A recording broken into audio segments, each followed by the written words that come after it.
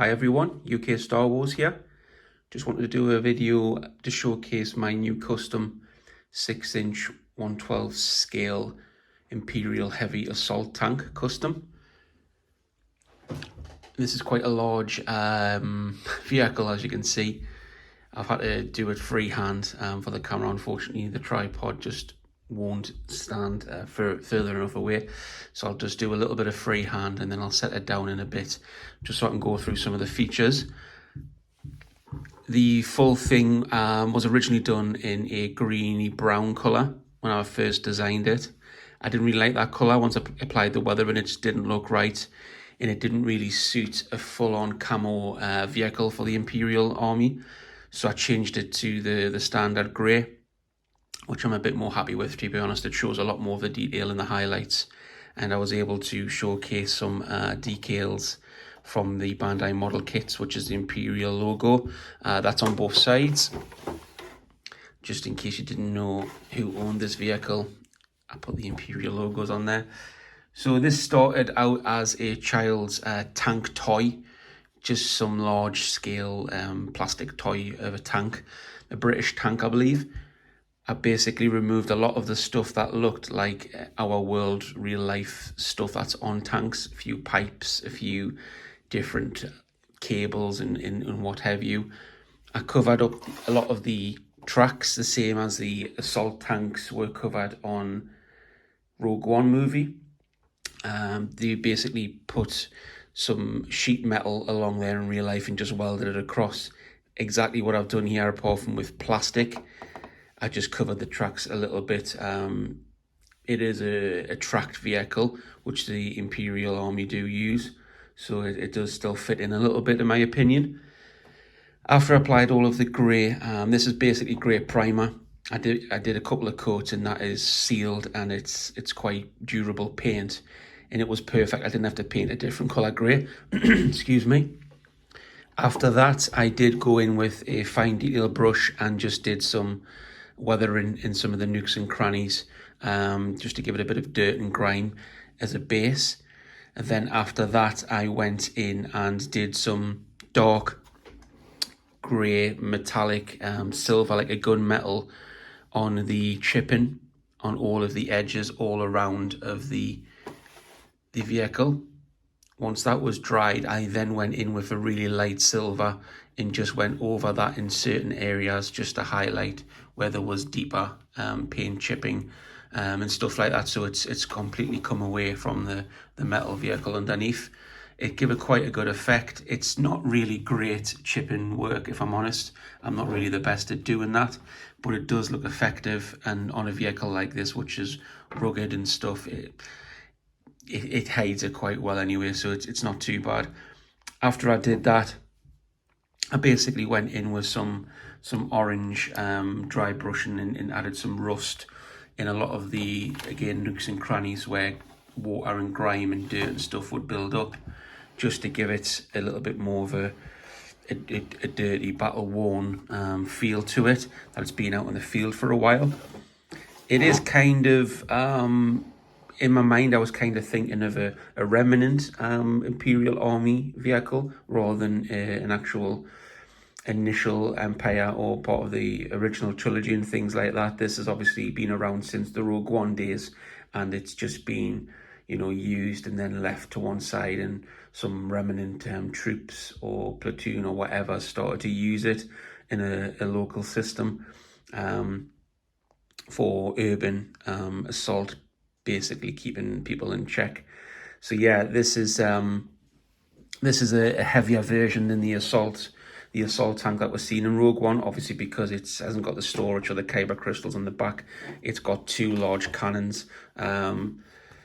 I don't know what these cannons would be, but they are, one's a large heavy cannon, and this one I would think is more of a small ion cannon, which I believe disables vehicles and spaceships and things. So any small craft in the area could be disarmed with the ion cannon, and then when it's disabled, this beast cannon would just wipe it out. Got the E-web up there just for good measure for the the troops on top just to wipe out any ground forces that may come. This is removable. It was sprayed black, and then I just added some silver paint chipping and again some rust and dirt and grime on there.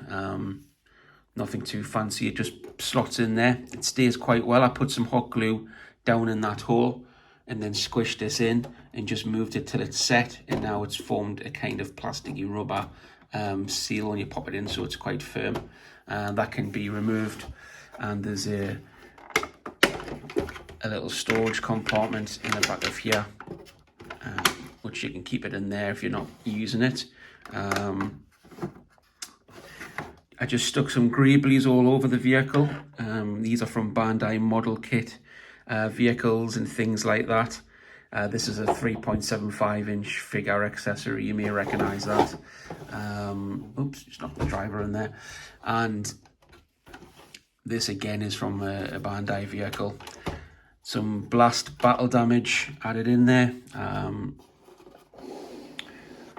And some more on this side, as if it's took some hits. These on the back look a bit weird when I don't have the speeder bike on there, but these are to rest a speeder bike. If you follow me on Instagram, you may have seen that I had a speeder bike on the back of there, but it was an original Trilogy Brown speeder bike.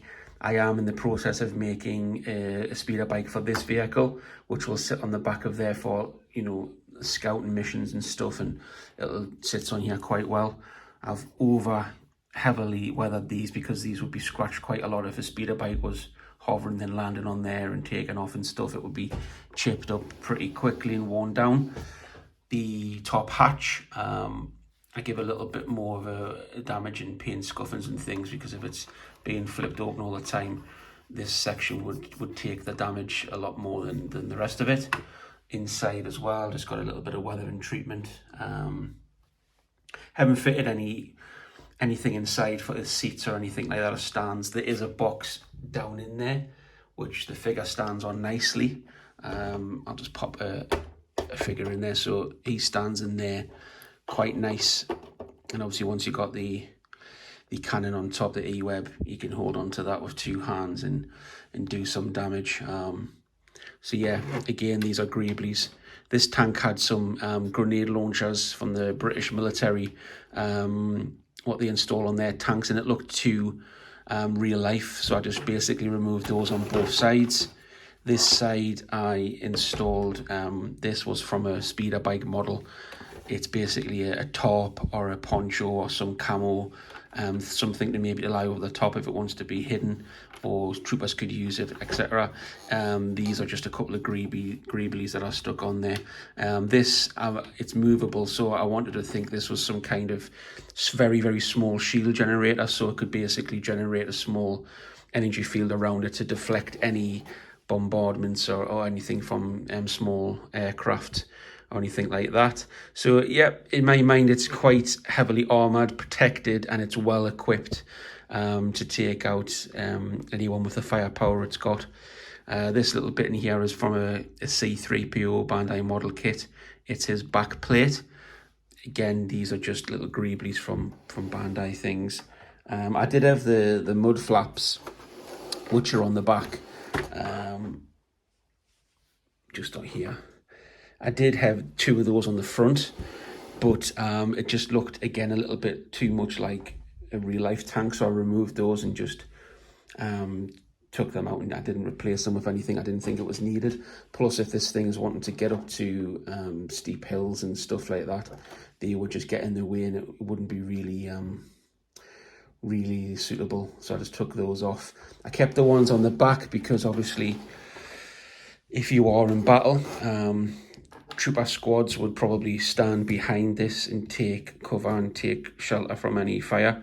So obviously you wouldn't want all the mud flicking up into the troopers' faces and blocking their vision and stuff. So yeah, I kind of kept the ones on the back where most of the mud would flick up anyway. The sides, I haven't really done too much weathering on the bottom of here. I think I'm probably going to go back in and do some more of the silver chipping and take some large portions of it away, because these will be areas where it would be heavily weathered and the paint would be chipped off. I didn't do it initially because I do like the effect that I made with the mud splatters going up and down the sides of the vehicle. So I just didn't really want to take that effect away, but I think I am going to have to add some heavy weathering down below here, unfortunately. Hopefully it'll look good when I'm finished, but we'll see. But yeah, it's fully functioning, fully moving. It's a little bit heavy due to the tracks and the treads. These are actually thick rubber treads that are underneath. So it does have a little bit of weight to it, but it's a great size vehicle for 6-inch 1/12 scale figures. Inside here, I just made a small seat just so the driver was in a good position.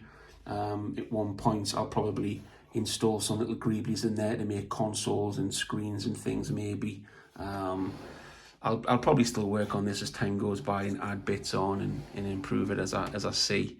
But yeah, at the minute it's done to a level where when I get my new digital camera, I can start taking some photography with it and adding it into backgrounds and into some battle scenes. Hopefully it will look good. So yeah, let me know your thoughts on this. If you think the scale is okay and just basically, you know, if there's anything that you guys see that I could improve on or add to it to make it a bit more Star Warsy, if you will. But yeah, it's you can still see it's an army tank, but I think with a little bit more work, I can get it looking a bit more outer world, Star Wars world feel, and add it to my vehicle collection, 6-inch vehicle collection. So yeah, thanks for watching. Any feedback and comments would be appreciated, and please subscribe. Everyone who subscribes is muchly appreciated. Also, I'm still trying to build up a bit of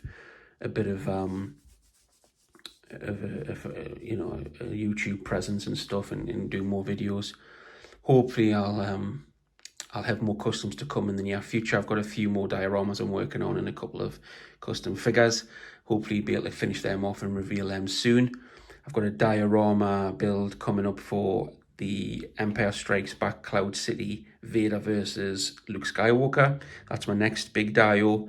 And then after that, it's going to be an Endor diorama, which again is going to be a fairly large one. So yeah, keep an eye out for those on my Instagram, on YouTube. The videos will be coming soon. Take care and stay safe. Bye-bye.